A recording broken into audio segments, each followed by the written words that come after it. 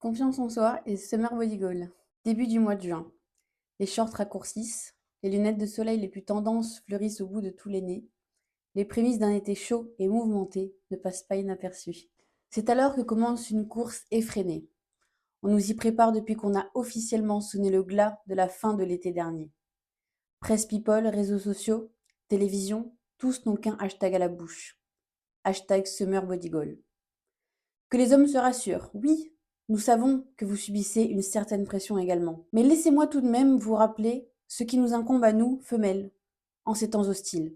Chevelure longue, douce et soyeuse, peau parfaitement bronzée, belle paire de fesses fermes et imposantes, abdominaux apparents, cuisses musclées et fines à la fois, teint lisse et rayonnant, et j'en passe sûrement.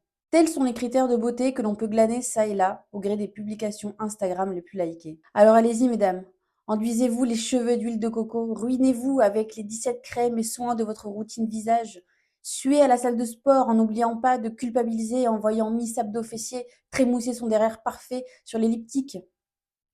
Et faites donc brûler votre corps à la plage jusqu'à avoir des coups de soleil douloureux comme un coup de fouet des flammes de l'enfer. Et bien sûr, l'hypocrisie ne serait pas totale si je ne vous avouais pas que, bien évidemment, je fais moi aussi tout ça moi-même.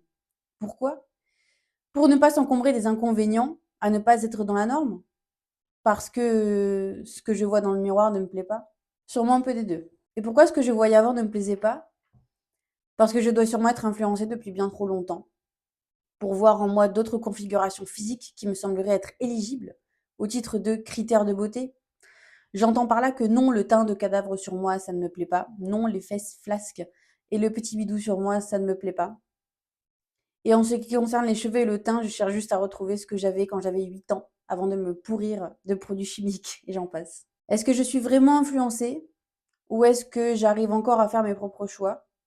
Je n'en suis pas sûre. Ce que je sais, c'est que mon seul objectif est d'être toujours une meilleure version de moi-même avec laquelle j'aime passer du temps. Si pour ça je dois brûler dans les flammes de l'enfer, alors l'idée du jour sera donc, n'oubliez pas de mettre de la solaire. Merci à vous d'avoir regardé ce nouvel épisode du Santana Café qui était un petit peu spécial. Je ne vous ai pas pourri d'informations dans l'introduction pour ne pas vous perdre. Et j'ai simplement décidé de reprendre en fait des textes que j'ai mis uniquement à l'écrit sur le blog de mon site internet, donc le blog Santana Café.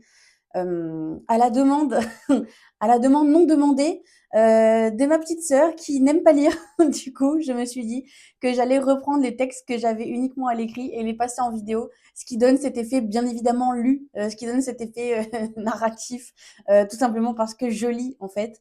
Donc ça ne sort pas moins de ma tête, hein, c'est juste que j'ai écrit ça il y a un petit moment maintenant. Mais c'est avec la même authenticité, je pense que vous pouvez l'entendre fortement dans ce que je raconte.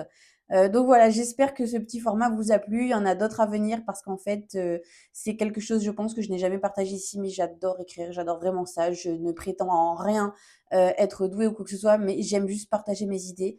Donc voilà, il y aura certainement d'autres vidéos de ce type à venir. N'hésitez pas à me dire si ce format vous plaît ou si vous avez des idées de thèmes que vous aimeriez que j'aborde. Ce sera avec très très grand plaisir.